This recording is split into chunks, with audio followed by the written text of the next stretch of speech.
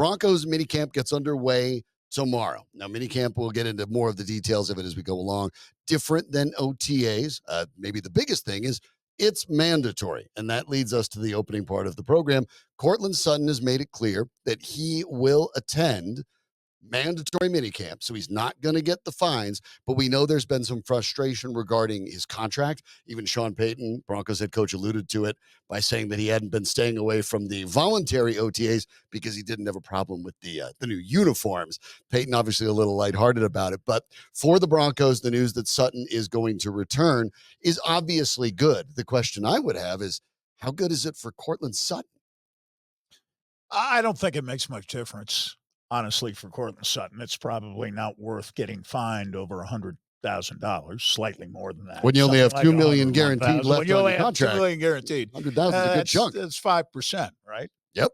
Little quick math there. For your salary. So it probably isn't worth getting fined $100,000, miss 3 days, which there'll be no real contact. There'll be more on the field work. That's another difference, that they're gradually extending the time they spend on the field. And obviously in training camp, there's a lot of time spent on the field, although 2-a-days are no more and haven't been around for quite some time now in National Football League training camp. So they gradually gear up through these various OTAs. And we didn't talk about it much, but the Players Association apparently made a proposal a few weeks ago about eliminating basically the OTAs and having one longer mini camp prior to training camp, which would be mandatory. The NFL at least floated the idea. The NFLPA, there's a little bit of both, and it depends. Well, no, but people said it was the NFLPA and shot it down. Nobody's players. Nobody seemed to really NFL like the idea. Hated the idea. Well, I think the players might go for it. A lot of the coaches didn't like the idea. No real off-season. Well, coaches are management, and coaches want the players around the facility as much as possible. That's always going to be the case. But this is the NFL, and every move they make seems to generate more revenue, and Courtland Sutton wants a little more in guaranteed money. I think the value of the contract overall, which for some reason people in our business still focus on, as opposed to the guaranteed money, which is all that matters. Right. The overall value of the contract is sufficient for a player of Courtland Sutton's capabilities and his level of production. The guaranteed money is, yes, a lot lower than Courtland Sutton would like it to be. He'd like to quadruple that at least, I imagine. Mm-hmm. Maybe a deal can be worked out.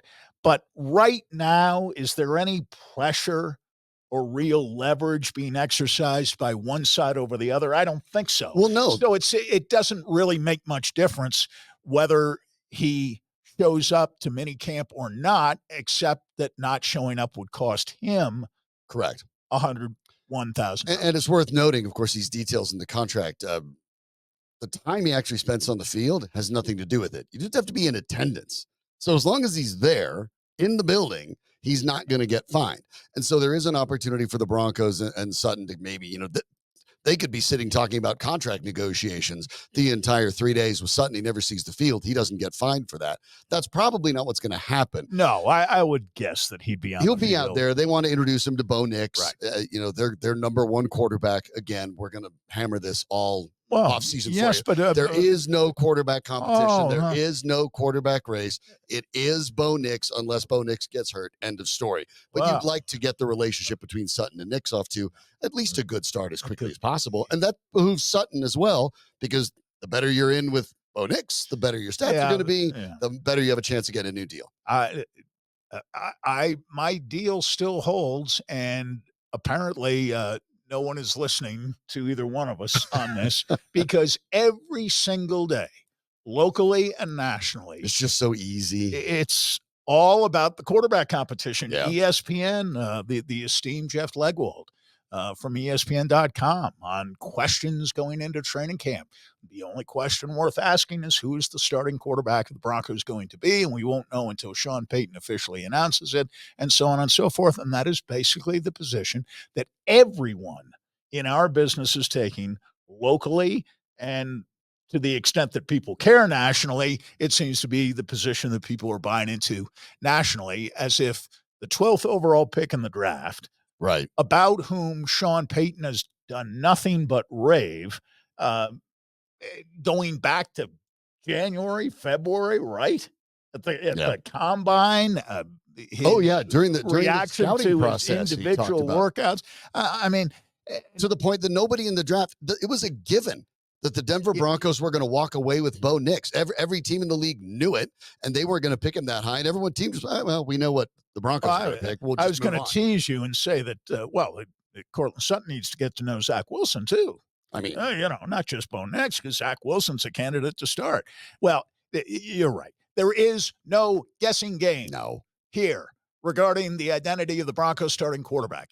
Injuries, of course, could derail their plans, but their plans are to start Bo Nix. I am sure that they will give Stidham and Wilson relatively equal opportunities to work with the first team.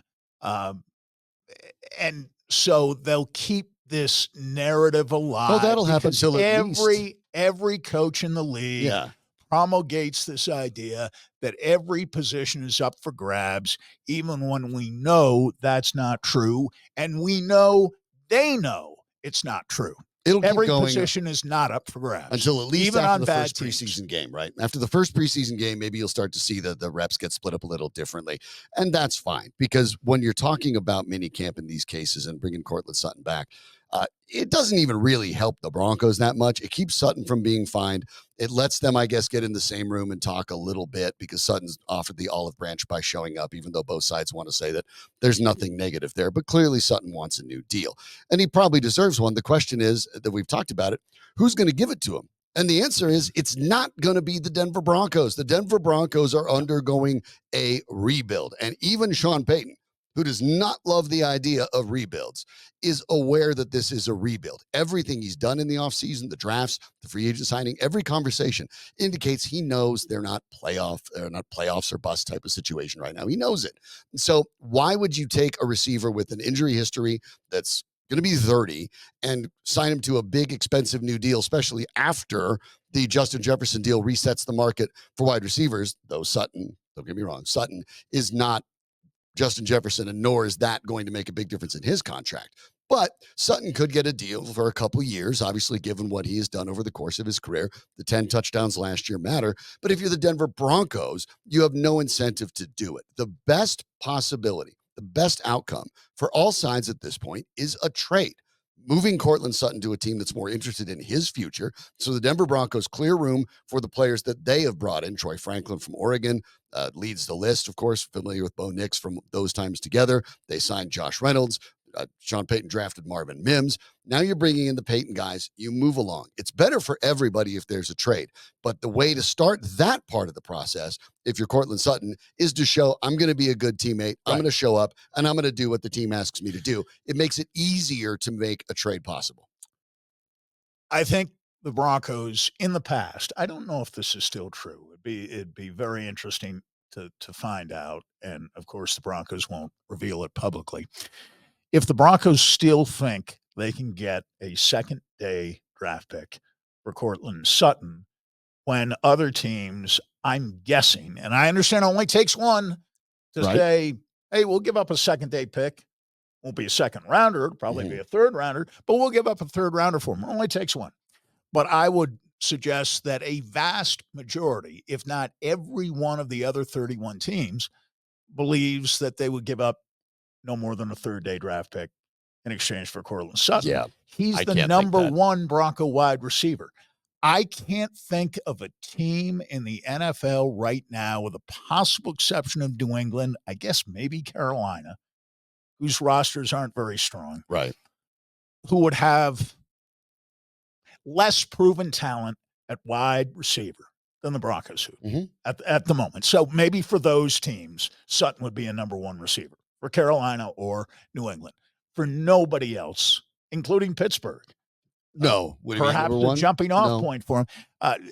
Pittsburgh would not consider him No, obviously. the Broncos can't get much. George Pickens, the number one wide They receiver. can get out from Not the salary. Sutton. He'd never be that. No, and it makes sense. It makes sense for the Broncos to do it. And first step, of course, is to show up and get minicamp underway. And then you'll know, by the way, if that's a possibility, because all you'll hear is how glowing the reports are of how quickly Courtland Sutton managed to get on the same page with Bo Nix and Zach Wilson. Oh, never how will terrific. be heard a discouraging Yeah, word. Sutton's hands look. He looks like he's faster than he's ever been. He's Boy, making those cuts like he's workouts never down been. in Florida that he's been going through on his own. Yeah.